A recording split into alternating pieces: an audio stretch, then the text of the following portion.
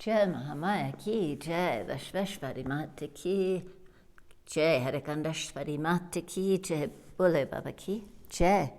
We'll proceed on now with chapter 17 from the Devi Bhagavatam retold by Ramesh Menon. Spring and autumn are the month of sickness and death. They even are called Yama's teeth. They are the threshold of Uttarayana and Dakshinayana, when the sun turns north and south. And these are the seasons when the world is unstable. It is at these times that men have a special need for grace, and so the Devi's Navaratri, the first 9 nights of the bright half of the months of Chaitra in spring and Ashvina in autumn, are observed as times for special prayer. Spring is a cruel time, but autumn is dangerous. It is an autumnal Ashvina, mainly, that the Devi's Navaratri puja is undertaken. On the day of the new moon, Amavasya, the Bhakta collects what he needs for his vratra of 9 days, which begins the following morning. And now we'll go on with the story, where King Janamejaya said, "O Vedavyasa, tell me some of the deeds of the Bhagavati herself." Vedavyasa began, "Once, when Mahisasura ruled the world, there was a war between the Devas and the Asuras. Would you want to hear of this?" "I'm agog for it, Swami." "It was a time when the great were so much greater than you can begin to imagine, O king, and when the evil were so much more fearful that to even conceive of them is beyond the comprehension of any man of this shrunken time. But the battle was the same eternal one between Dharma and Adharma, the forces of light and darkness. Mahisa, the awesome Asura, climbed sacred Sumeru, the golden mountain from where continents unfold like a petal from a lotus, that blessed mountain. That is perhaps the holiest place on all the earth. There he sat for 10,000 years in a searing tapasya, worshipping his creator, four-faced Brahma, sire of the worlds. One day, irradiant, Brahma appeared on his swan and said to the Asura, "I am pleased with you, demon. Ask me for any boon, and it shall be yours." Without a moment's hesitation, Mahasura said, "Lord, make me immortal so I need never fear death." But his creator demurred, "Death is certain for he who is born, even as birth is certain for he who dies. Why all these immense mountains and the deep ocean, the sky and the very earth, the void and the galaxies will die when their time comes. Ask me for any boon other than immortality, and I will give it to you." A moment's pause, then the Asura said, Pitama, grandsire Brahma, please then grant that no man of any of the races of Swarga, Bhumi, or Patala cause my death. That will do as well for me, for surely no woman born can kill Mahisa. So if I die, let it be only at a woman's hands." Smiling, Brahma said, "So be it, demon. Only a woman will take your life." And Brahma went back to Brahmaloka, whence he had come, and Mahisa back to his kingdom, jubilant. King Janamejaya wanted to know, "Muni, who was this Asura Mahisa?" Vedavyasa said, "Danu of old had 2 sons, Ramba and Karamba, and they were the greatest, most renowned demons of the race of darkness. Though they were demons of great power, they had no sons. The 2 Asuras arrived on the banks of the sacred lake Pachananda and began a tapasya. Karamba entered the lake and sat in penance in its water, often submerging himself for days on end, for he was a master of pranayama. Ramba found a peepal tree on the shore, haunted by yakshas and yakshinas, lit 4 fires around him, and sat worshipping Agni Deva. Indra heard of this and was furious. He arrived at Panchananda as a crocodile and devoured Karamba in the water. So the Asura did not even have time to cry out, but a scarlet stain floated on the lake, covering it from end to end. Ramba knew his brother had died, and in savage grief decided to offer his own head to Agni that he worshipped. He seized his long jata in his left hand, took up a short, sharp axe in his right, laid his head on the flat rock before the sacred fire, and was about to behead himself when Agni appeared before him incandescent. The fire god's eyes were flames, his flowing locks and his body cold flames of different hues. He said to the Asura, his bhakta, "Fool, what are you doing? Don't you know there is no greater sin than to kill oneself? For there is no redemption for this sin. Ask me for any boon instead, and it shall be yours." Ramba put down his axe and rose. "Lord of the Devas, bless me with a son who will destroy my enemies and be sovereign of the 3 worlds. Let him be a master of Maya, of shape-changing, and let him be stronger than anyone and invincible to all the races of Swarga, Bhumi, and Patala." Agni said, "So be it. Never think of killing yourself again. Take any woman to yourself instead, and the son you have will be greater than you are." With that, the fire god vanished. Ramba's roar of joy echoed across the whole area, and the lake waters rose in hilly waves and dashed against her shores. With the tree spirits, his friends, the yakshas, around him, Ramba rejoiced. But the demon had been continent for 1,000 years, and now that his tapasya purpose was fulfilled, a raging lust burned like fire through his immense body, intensified since Agni Deva had promised him a great son with any woman he chose. Then the strangest thing happened. As if by fate, a she-buffalo wandered into that place, and she was strangely luminous. The Asura Ramba took one look at her, and he was smitten. With 100 endearments, he approached her, quivering with desire. He stroked her smooth flanks, he kissed her face, and when he saw that she too bent her head in compliance and loved sweetly, Ramba mounted that beast and, roaring in delight, coupled with her. It was the most unusual sight, and the invisible tree spirits, the yakshas and yakshis, watched the exceptional lovers in awe. It was the strangest thing. But the Danava fell deeply in love with his she-buffalo, and she with him. When he had spent much time with her, he grew most immensely still and lifted her onto his shoulders to take her down to Patala, which was his home. Just then they heard a fiery bellowing. On the banks of the sacred lake, they saw another mighty buffalo, but this one was a bull who stood pawing the ground and snorting, his great horns lowered. Even as Ramba set down his she-buffalo and turned to face the bull, the beast charged and gored him through his chest, impaling him with both sword-sharp horns, then tossing him high into the air and catching him on his horns again. 5 times that terrible buffalo bull did this, and as an outrage and life fled the Asura Ramba's body. Now plainly aroused, the bull buffalo turned in triumph on the she-buffalo, which he considered his fair prize won in battle. But with tears flowing down her face to see her Asura lover slain, she ran to the yakshas of the peepal tree for protection.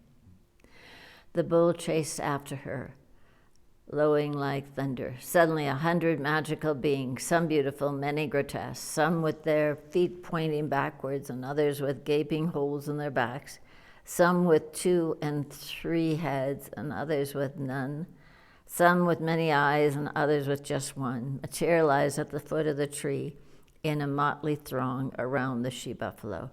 They all had glittering bows in their hands, and the bull buffalo hardly knew what slew him, but slumped to his knees in a moment, struck through every part of his body with 100 arrows. The Yakshas set up a cheer at their victory. Then on feet light as wishes, they came crowding around their precious friend, the Asura Ramba, who had lived among them for 1,000 years and now lay with his chest slashed to ribbons, his heart cloven, and his blood leaking copiously to the ground. Those tree spirits wept and set up a loud lament, and finally saying 100 dark and secret prayers for the dead demon, the Yakshas built a pyre of dry, fragrant wood and hauled Ramba's torn body onto it. Just as they were about to set him alight, the she-buffalo, his love, who was with him with child by the Asura, came wailing that she meant to immolate herself on her dead lover's pyre. The kindly Yakshas did all they could to dissuade her, but she was adamant. The Yakshas lit Ramba's funeral pyre by magic, and it blazed up in a spectral hues. Bowing to those loyal friends, the she-buffalo walked calmly into the blaze. Then a miracle, as the tongues of flames leapt high, easily consuming the strange lovers. Suddenly a shaft of blinding light shot up into the twilight sky from the heart of the burning pyre. Within it stood a newborn and enormous Asura. It was Mahisa, born from his dying mother's womb. His body was half human and half that of a great bull buffalo. His head bore huge curved horns, and a black tail flicked restlessly behind him. His roar shook the earth and the sky, and even the Yakshas cowered from him. Next moment, a second light appeared at the heart of the consuming fire, and another dreadful Asura, his skin and eyes crimson as red, and his face both ghastly and familiar, stood forth. He was Ramba, reborn from love for his son Mahisa, and now he was called Raktabija, born from a bloody seed, said my guru Vedavyasa to the king, Janamajaya. For the Navratri Puja, the Bhakta chooses some auspicious, we're now in chapter 18, we'll read a little bit about Navratri again. For the Navratri Puja, the Bhakta chooses some auspicious level ground and erects an open mantaba, 24 feet square. He makes a proper roof and an arched gateway to lead into the mantaba. He then creates a vedi at the heart to be his altar, 6 feet square and 1.5 feet high, made of packed earth. Now he comes to seek the blessings of learned Brahmanas versed in the worship of the Devi and to ask them to conduct his Navratri Puja. The next morning, the Pratipata Tirtha, the first day of the waxy moon, the worshipper comes early to a river, lake, or tank, or to the well in his village or home and bathes, performing the everyday sandhya. Now he brings the Brahmanas, either 9, 5, or at least one of them, into his mantaba, and with all reverence, and they begin the puja after the bhakta has rewarded them accordingly to his means. Vital portions of the Chandi Strota and the Devi Bhagavatam are read to appease the Devi Bhagavati. The 9-syllable Durga mantra is chanted, Om Hrim Shrim Dam Durga Aya Nama, by a Brahmin who has kept a fast the previous night. The Swasti Vachana from the Veda is chanted, Swasti Na Indro Vridrasrava. Only when the puja has formally begun is the Vedi adorned with 2 silken cloths, and then on that sacred throne, the Bhakta installs an image of the Devi, the Divine Mother. She must have either 4 or 18 arms, be adorned with jewels, wear strings of precious stones around her neck, bear all her yudas in her many hands, as well as her sankha, chakra, gada, and kamala. She must, of course, be mounted on her beast, a splendid lion. If the bhakta does not own an idol, the Devi, he can set an earthen water pot on the Devi filled with gold and jewels, such as he has, and with holy water from the tirtha and 5 green shoots, their young leaves immersed.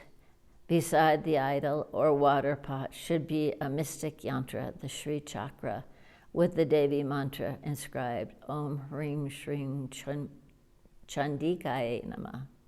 Music should be heard in the sacred mantapa. So that's about the Navaratri, and now we'll go on with the story about Mahesura. Vedavyasa resumes his Purana with King Janamejaya listening avidly. When Mahisasura had his boon from Brahma, his royal joy sent avalanches hurtling down 100 peaks. The Asuras came down the mountains and lost no time in setting about the conquest of the earth. He was stronger than any being in creation, and no king of the world could stand against him at all. Moreover, he was lord of this bhumi in no time.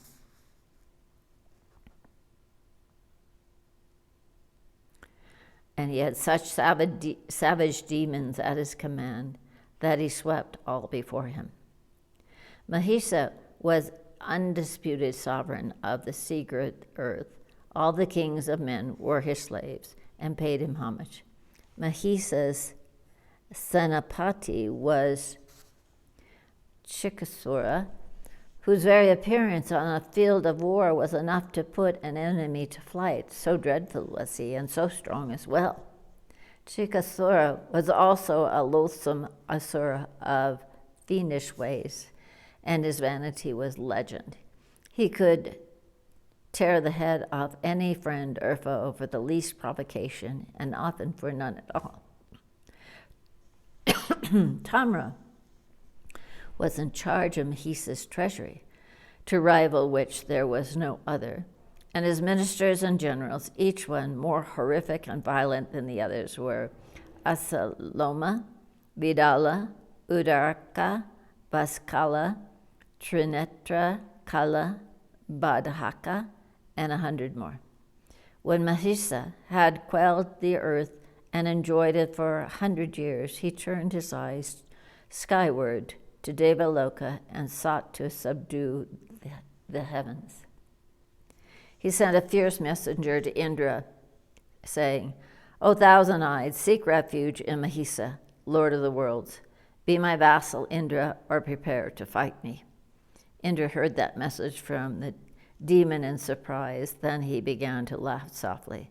The king of the Devas said, It is not dharma to execute a messenger, whatever be the message he brings. Otherwise, rude fellow, I would have sent you back headless to your master. Tell Mahisa he has gone mad with arrogance, but I have the cure for him. Tell him Indra said, Son of a buffalo, I am eager to meet you in battle. You are so rapacious that you have lost your reasons. I mean to make myself a fine long bow with one of your horns. The messenger came quailing before his master Mahisa. He said in a low voice, My lord, Indra is smug in heaven with the devas around him. He wasn't moved by your message, but sent you such a reply that I dare not speak it. In a moment, Mahisa's eyes turned crimson. He quivered. His black buffalo tail flicked behind him. He pawed the earth in his sabha, and truly, like a great wild beast, enraged, passed a stream of streaming urine. Then a bellow erupted from him that threatened to dislodge the earth from her orbit. Mahisura cried, The king of the Devas wants battle. Gather your armies, my brave Asuras. We must crush that devil in the sky. He is a seducer of other men's wives, a liar and a traitor. It is by his friend Vishnu's power that Indra is still king of Devaloka. But I am Maheshwara, and I fear neither Vishnu nor Indra. Why, let all the devas fight me at once, and I will kill them all. Let Varuna, Yama, Kubera, Vayu, Surya, Soma, and all the rest come to the battle. My asuras shall triumph against them all. My friends, soon we will rule Amravati and have all the offerings from the yagyas in heaven and on earth. We will drink the Soma Rasa in Devaloka and lie with the Deva woman in Nandana, the enchanted garden. The 11 Gandharvas will play heaven's music for us in Urvasi, Minika, Ramba, and all the Apsaras will dance for us. I am Mahisa of the great boon. No Deva, no Asura, no man of any of the races of heaven or earth can kill me. Why, by myself I can smash the hosts of Swarga with my horns and hoofs. But we must show them how great the race of Asuras is. We must go majestically to heaven. So send word to the corners of the earth, tell all my generals to come with their legions, fetch our guru, Sukracharya here. He must perform the rituals for our victory, and we must worship him before we set out. Thus spoke the mighty Mahisa. Meanwhile, when the demon messenger left the luminous Sud Devaloka, Indra hastily called a council of his devas. He said to them, Ramba's son, Maheshwara, is lord of the Danavas. He is a great sorcerer and master of 100 mayas. The Asura has subdued the earth and is demented with pride. He just sent his messenger saying, Indra, pay me homage, accept me as your master, or be ready to fight with me. My lords, not even the weakest enemy is to be trifled with, and this Danava, I have heard, has a powerful boon from Brahma. Ponder deeply, my friend, and tell me what we should do. I am not for attacking the demons before we know how strong he is. Rather, let us send spies to assess the strength of his army and discover who his generals are. The Asuras are not to be divided with discord. They are fiercely loyal to their king, and he looks after them well. When Indra's spies returned to the heavens, the Devas were astounded to hear how powerful Maheshwara, the buffalo son, had become. In some panic, Indra called another conclave of his lustrous ones, and to that council he summoned his guru, the wise Brihaspati. The Asura Mahisa means to have war with us, Guru. Tell us what we should do. Brihaspati thought about this for a moment in silence and then said, First of all, compose yourselves, my lord. What is written in the book of fate must happen, and agitation will not help you. All creation turns on the wheel of time, and we see wise men begging for food while fools live in opulence. No armies can turn fate away, O Indra. What is written must happen. All that we can control to some degree is our own minds. So if you are serene and patient when suffering inevitably comes, it will not seem as long or as sharp as it does to the impatient, anxious man. Brihaspati spoke in low, soothing voice. There was a hypnotic quality to what he said, and Indra felt somewhat calmed as he listened. The Deva Guru went on. Distress and joy are only the fruits of one's own karma. If one is beyond attachment, the root of every misery, one is free from pain and pleasure, joy and grief. A deed once done must bear fruit, and the one who does it must enjoy or suffer those consequences, even if it takes 1,000 ages. Fate is ineluctable. Therefore, O Indra, be dispassionate. If danger threatens, do your best to avert it, but then be indifferent to success or failure in what you do. Contentment is the wealth, and you should seek for yourself, my lord. It is the kingdom which never perishes and which no one can take from you.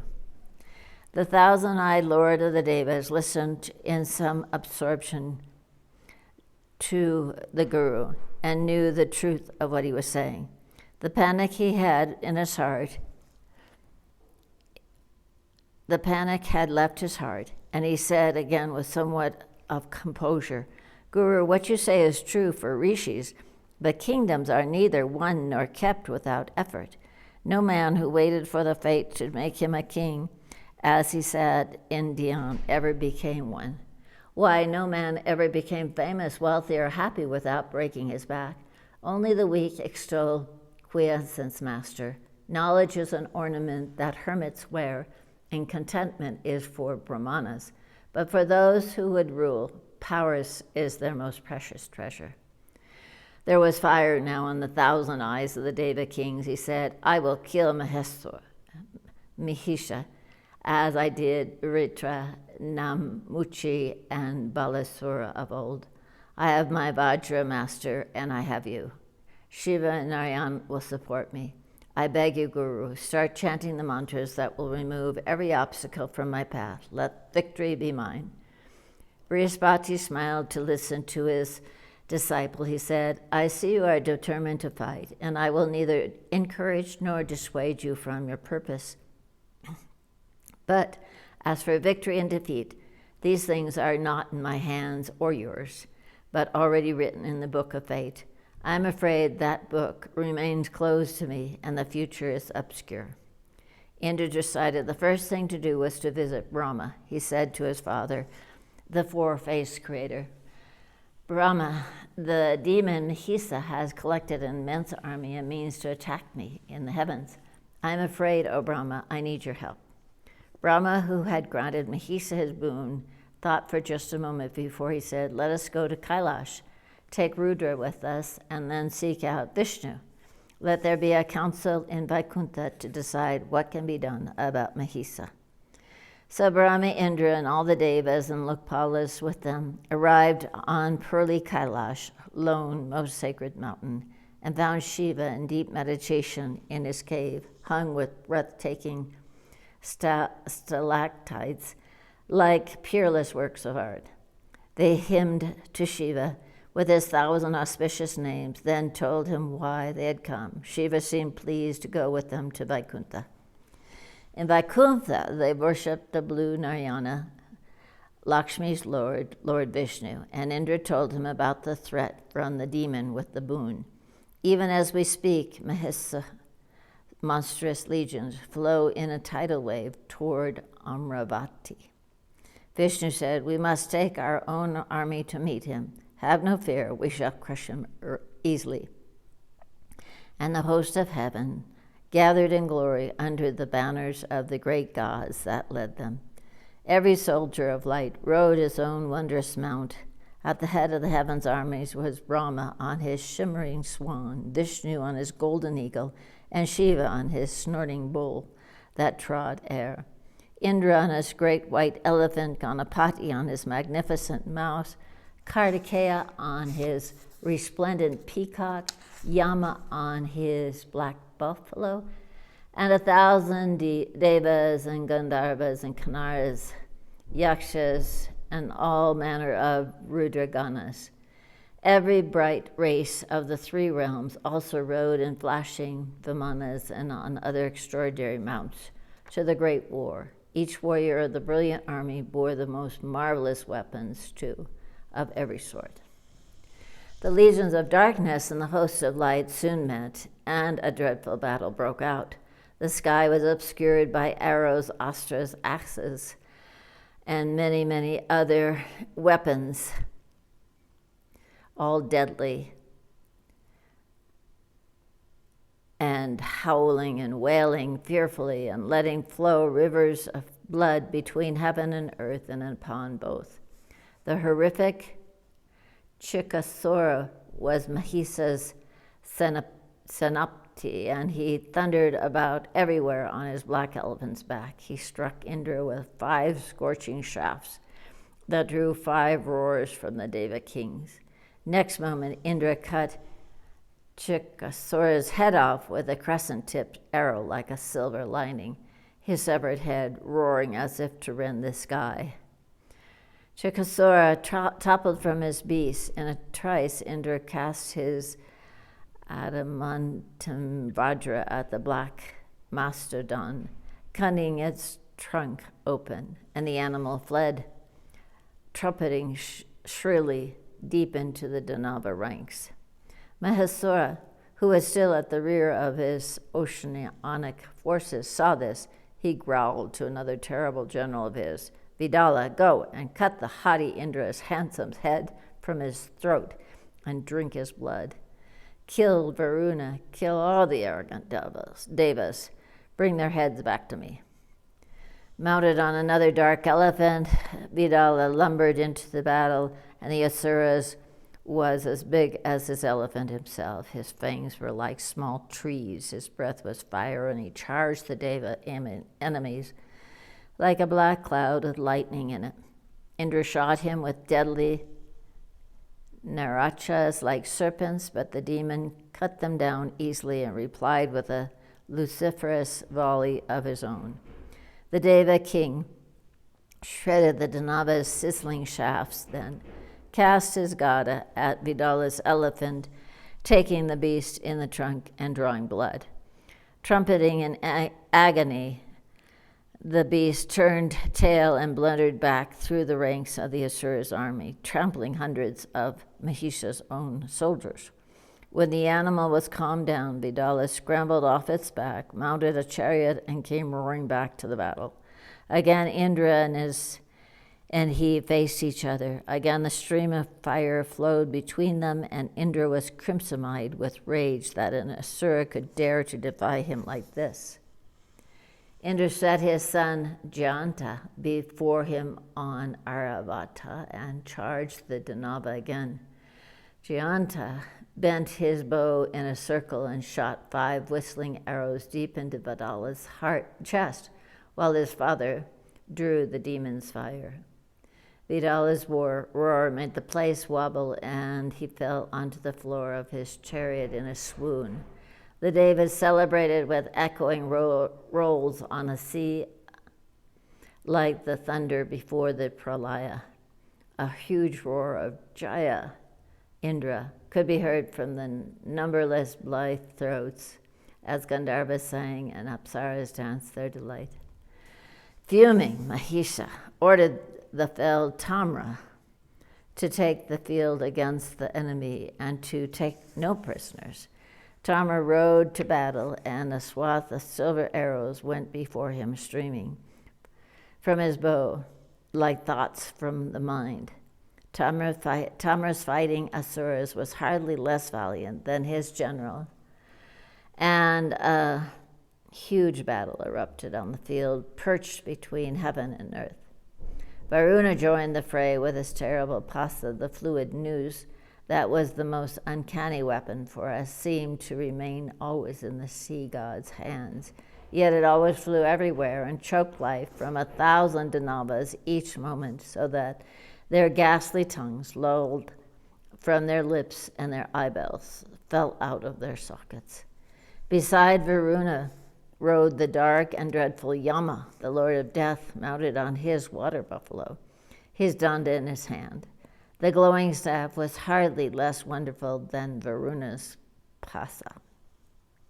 With one sweep of that which elongated itself limitlessly at his will, Yama could brush away 1,000 enemy warriors in a moment. They would just vanish from the field into his dark halls of death. The air between the armies was rolling with the roars and screams, with arrows, axes, shaktis, and parasus. Yama struck Tamra in his face with a terrific danda, but the Asura neither vanished into death nor seemed moved at all by his blow. He stood his ground, a horrible demon, covering Indra and his armies in a bank after bank of occult arrows, drawing blood in geysers from the ones of light. Enraged, Indra summoned his Shakti, and it shone like a star in his hands. With a long roar, the lord of the Devas cast that Shakti at Tamra, and that weapon took the demon in his chest with a blinding explosion. He fell unconscious and was carried off the field. At Tamrisval, his asuras panicked and fled in all directions, howling weirdly. So said Vedavyasa to the Kuru king, King Janamejaya. Bole Baba ki jai, Jai Mahamaya ki jai, Vishveshwari Mata ki jai, Bole Baba ki jai.